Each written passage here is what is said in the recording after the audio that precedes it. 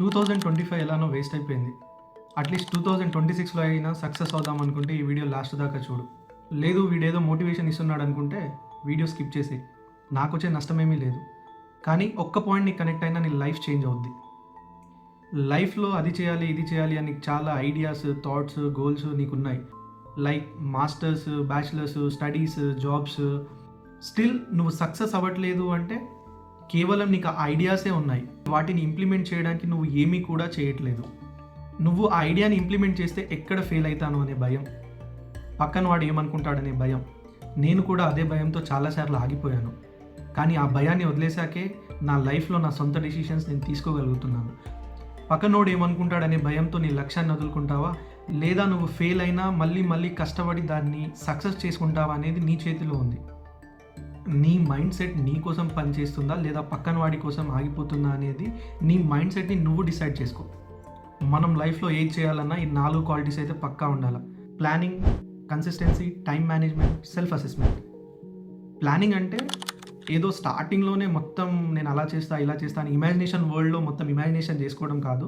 But నువ్వు ఏదైనా ఒక పని చేయాలి. ఫర్ ఎగ్జాంపుల్ మాస్టర్స్కి రావాలనుకుంటున్నావు, దాన్ని ఎలా ప్లాన్ చేసుకోవాలి? ఎగ్జాంపుల్ ఫస్ట్ ఏపీఎస్, ఐఎల్స్, లేదంటే టోఫెల్, లేదంటే ఇంకేదన్నా యూనివర్సిటీకి స్పెషల్ రిక్వైర్మెంట్స్ ఉన్నాయా, అవన్నీ తెలుసుకొని స్టెప్ బై స్టెప్ ప్లాన్ చేసుకోవాలి.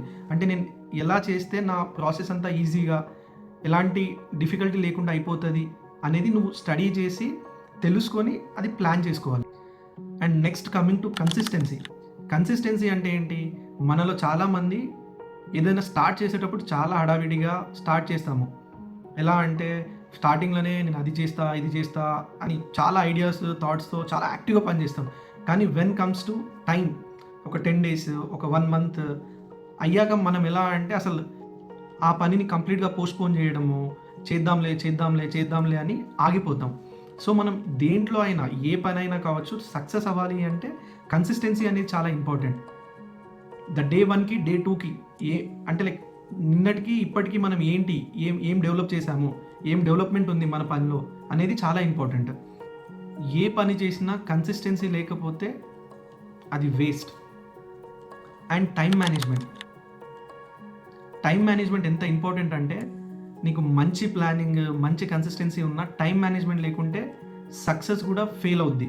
ఎలా అంటే నేను కూడా నా బీటెక్ అయ్యాక మాస్టర్స్ కోసం వెళ్దామని ప్లాన్ చేశాను.